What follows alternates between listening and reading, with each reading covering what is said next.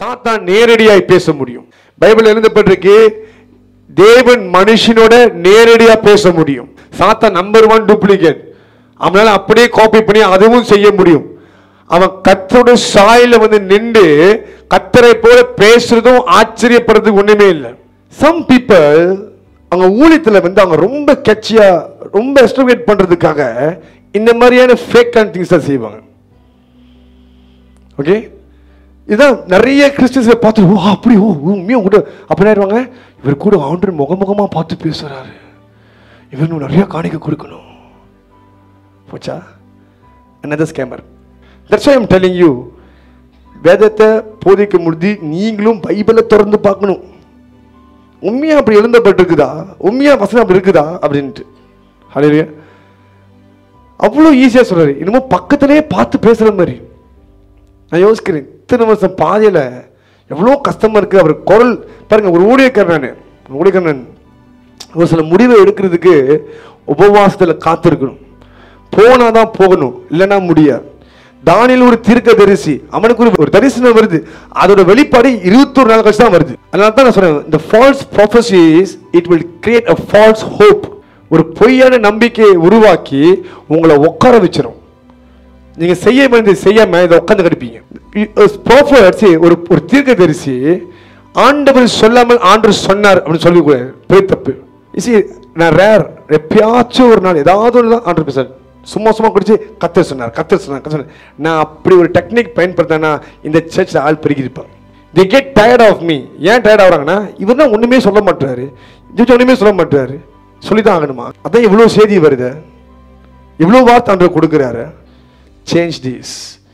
நீங்க இந்த காரியத்தை விரும்பினா நான் விடுறாண்டு வரேன், இந்த காத்து நான் செய்யறாண்டு வரேன்.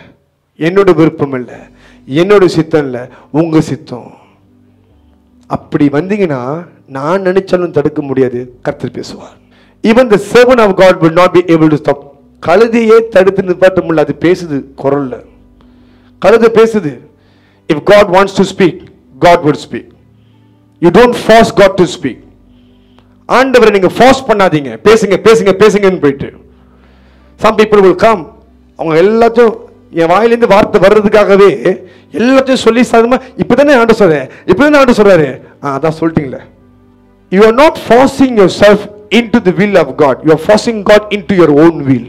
நீங்க பார்க்க போனா உங்களை தேவன் சித்தத்துல கொண்டு போறீங்க, நீங்க தேவனை உங்க சித்தத்துல கொண்டு வரீங்க. உங்களுக்கு சாத்தான் இப்பெல்லாம் வந்து ஏமாத்துவான். இந்த மாதிரி ஊழியக்காரங்க மூலமா ஏமாத்த முடியும். தேவன் ஏடன் தோட்டத்திலே பாம்பு பேசுதுன்னா தேவனுடைய சமூகத்திலையும் சாத்தான் எப்படியும் பேசுவான். those who are so emotional, they are the weapon of the devil. ரொம்ப எமோஷனலா இருக்கீங்கன்னா நீங்க சத்துருடைய கருதியாக மாறுவீங்க. சாத்தான் உங்க மூலமா பேச முடியும். if a preacher is so emotional on the pulpit, he can be the tool of the devil. சாத்தானுடைய ஒரு கருதியாக மாற முடியும். that's why I'm telling you, புல்பிட்டுக்கு ஏறும்போது கூட must pray, must filter, then come up. இல்லைன்னா சாத்தானால பேச முடியும். you must be very careful. audible பேச முடியும்.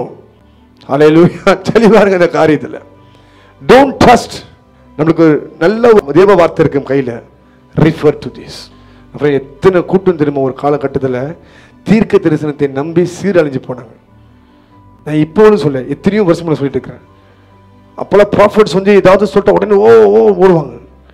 people were so poor in discerning the voice of the Lord. அதனால தான் இந்த காலத்துக்கு இப்படிப்பட்ட செய்தியில் ஆண்டவர் கொடுத்து உங்களை தெளிவுபடுத்துகிறார்.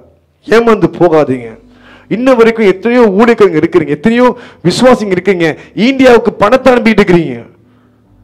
நீங்க கேட்டா கர்த்தர் உங்க மூலமா பேசுறாரு. you have a personal prophet. வீட்டுக்கு ஃபேமிலி டாக்டர் இருக்கிற மாதிரி ஒரு ஃபேமிலி ப்ராஃபிட் இருக்காரு. இப்போ உங்களுக்கு நீங்க நல்ல எல்லா கதையும் சொல்லிட்டு அப்புறம் ஜெபிக்கும் பொழுது அவங்க சாதகமா சொல்லும் பொழுது அந்த பாஸ்டர் கேட்போம், அந்த பாஸ்டர் கேட்போம். when you go to that level, you are lost. I'm telling you, you are lost. நீங்க கேட்க வேண்டிய இடம் இயேசு மட்டும்தான். அவர் குரலை தான் நீங்க தேடணும். இவங்க அவங்க சொல்லி ஒரு ஊழியக்காரனை மையமா வச்சு வாழக்கூடாது. without realizing, have idolized many prophets out there. அதனால தான் ஆண்டவர் என்ன பண்றாருன்னா, உனக்கு ப்ராஃபிட்ஸ் தானே வேணும், அங்கே போய் கேளு போ, அவன் உனக்கு செய்வான், அங்கே போய் கேட்டுக்கு போ, போய் ஏமாந்துட்டு வா, காசை கொடுத்து ஏமாந்துட்டு வா விட்டுறாரு. Real prophets of God will lead you toward God, not themselves. உண்மையான தீர்க்கதரிசிங்க தேவன் பக்கம் தான் உங்களை திருப்புவாங்க, அவங்க பக்கம் திருப்ப மாட்டாங்க. சாத்தானால இப்பெல்லாம் ஊழியக்காரனையே யூஸ் பண்ணி உங்களை ஏமாற்ற முடியும். சத்தியத்தின் ஆவியை பெற்றிருக்கீங்கன்னா உங்களுக்கு சத்தியம் என்னன்னு தெரியும், பொய் என்னன்னு தெரியும். சிலர் என்ன பண்ணுவாங்கன்னா, செத்து போன மனுஷன் என்கிட்ட பேசுறான்னு சொல்லுவாங்க, செத்துவங்க என்கிட்ட குரல் கொடுத்து பேசுவாங்க. எதுவும் ஏமாந்துடாதீங்க. See that we call that as a familiar spirit. அப்படின்னா உங்களுக்கு ஒரு பிரியமான ஆட்கள் இருக்கிறாங்க, அவங்க இறந்துட்டாங்கன்னா அவங்களுக்கு என்ன பிடிக்கும் என்ன பிடிக்காது, அவங்களுக்கு பிடிச்ச சாப்பாடு இது எல்லாமே உங்களுக்கு தெரியும், அந்த டாட்டா இருக்குது. அப்போ ஒரு அசுத்தம் என்ன பண்ணும், அதெல்லாம் ஆக்டிவேட் பண்ணி உங்கள்கிட்ட அந்த சத்தவனை போல பேசும். நீங்க ஓ சத்துவம் தான் பேசுறான், சத்துவம் தான் என்கிட்ட பேசுறான். ஒரு மனுஷன் செத்த உடனே அவனோட ஆவி தேவனுக்கு திரும்பிடும். ஆத்மா தான் நியாயத்திற்கப்படும். ரட்சிக்கப்படாத ஆத்மா பாதாளத்துக்கு போகும். இயேசுவை ஏற்றுக்கொள்ளவே இல்லை, நரகத்துக்கு போயிடும். இயேசுவை ஏற்றுக்கொண்டிருந்துச்சுன்னா அது நித்திரை அடைந்திருக்கும். ஓகே, எதுக்கு? நியாய தீர்ப்பு வரைக்கும். We have 3 elements in our body: body, soul and spirit. Spirit without a choice immediately will go to God. மூச்சு வெளியாக திரும்ப கடைசி மூச்சு அதுவும் நேரம் ஆண்டு போயிடும். அது தேவனுடைய ஜீவன், நம்மளுக்கு வல்லமே. ஆத்மா தான் முடிவை தேடும். இயேசு ஏற்றுக்கொண்டா நரகத்துக்கு போயிடும். ஏற்றுக்கொண்டுச்சுன்னா அது நியாய தீர்ப்புக்கு அல்லது இயேசுடைய ரகசிய வருகைக்கு காத்துட்டு இருக்கும். இதுக்கு நடுவில் எப்படி சத்தம் ஆய்வு பேச முடியும்? இதுதான் நம்ம ஜனங்களுக்கு புரிய மாட்டேது. சத்துவம் பேசுறான், சத்துவம் என்று பேசுறான் அப்படின்னு சொல்லி அது ஒரு அசுத்தாவி. சாத்தான் உங்கள்கிட்ட பேசிட்டு இருக்கிறான். He occupies your mind, your spirit to keep you away from God.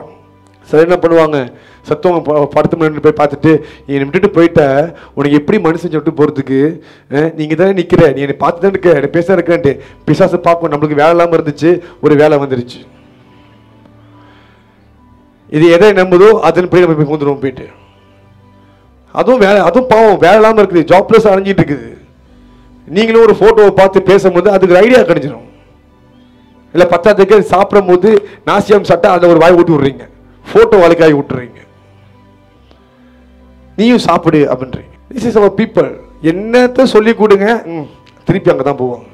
அவங்க எப்படின்னா மரித்தவன் ஒரு தேவ பிரிவு, எல்லாமே நடந்து போவாங்க, எல்லாமே மேலே போவாங்க. இது மட்டும் இங்கே இருக்குமா? ஒன்றை தான் போதாங்க அனுப்பணும். நம்ம கஷ்டப்பட்டு பேய ஓடிட்டு இருக்கிறோம். நீங்கள் ஓடுற பேலாம் திருப்பி கூட உங்களுக்கு சேர்த்துக்கிறீங்க உங்களுக்குள்ள. Don't be deceive. அது சாத்தானுடைய குரல். சொல்லுங்க, சாத்தானுடைய குரல். அதுக்கு நீங்கள் செவி கொடுக்கவே கூடாது. ஹல்லேலூயா. இன்னொரு பக்கம் பார்த்தீங்கன்னா கூட்டம் மந்திரிக்கப்பட்டிருக்கும். ஓகே, அது எப்படின்னா ஒரு இப்போ செத்து போன ஆத்துமாக்கள்லாம் எங்கே போகும்? இயேசு ஏற்றுக்கொள்ளாட்டினா நரகத்துக்கு போவோம், ஏற்றுக்கொண்டிருந்தா நித்திரை அடைஞ்சிருக்குன்ட்டு இன்னொரு குரூப் ஆஃப் ஆத்மா இருக்குது. இது டைம் வரதுக்கு முன்னே போகிற ஆத்மா, ஆக்சிடென்ட்ல கொலை செய்யப்படுறது.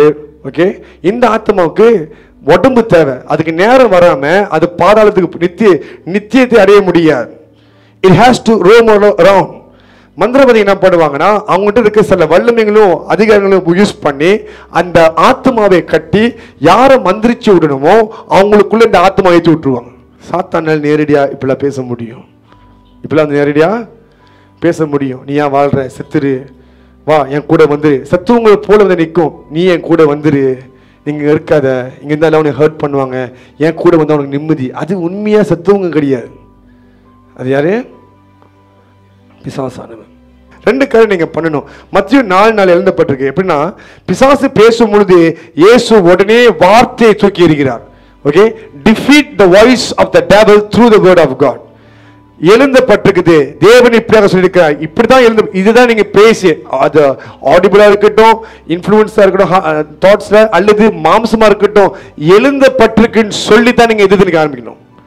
2வது இயேசு என்ன பண்றாரு பாத்தீங்கன்னா, மத்தேயு 4:3 எழுதப்பட்டிருக்குது, 4:10 எழுதப்பட்டிருக்குது, அப்பாலே போ சாத்தானே அப்படின்றார். Okay, you must learn to cost out the demons from yourself. பிசாசு உங்கள்கிட்ட எந்த வகையில பேசணும், என்னை விட்டு வெளியே போ அசுத்தாவியை நீங்க சொல்ல ஆரம்பிக்கணும். நான் சபையில உங்களுக்கு இவ்வளவு சவுண்டு கொடுத்து பில்டப் பண்ணி கொடுத்தாலும் நீங்க பண்ண மாட்டீங்க. வீட்லயாவது பண்ணுங்க. அந்த மாதிரி தாட்ஸ் வரும் பொழுது என்னை விட்டு போ அசுத்தாவிய அப்படின்னு சொல்லி நீங்க சொன்னீங்கன்னா அது பேசாது. ஹல்லேலூயா.